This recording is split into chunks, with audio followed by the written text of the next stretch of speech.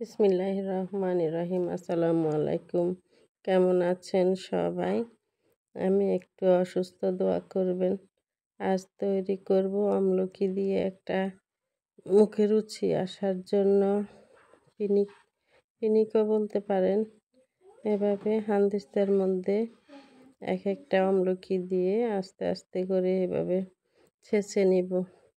সবগুলো আমলকি ছেঁচা হয়ে গেলে এখন আমি আমলকির যে আধা ভাঙ্গা বিচিগুলো আছে সেগুলি বেছে নেব। এগুলা মুখে পড়লে ভালো লাগে না, এজন্য সবগুলা বিচি বেছে ফেলে দিব। এখন আমি একটা রসুনের কোয়া আদা ছেঁচা করে নেব, ফিনিশিং করব না। আর দিয়ে দিচ্ছি হাফ চা চামচ লবণ, সামান্য মরিচ বাটা আর সামান্য হলুদের গুঁড়া।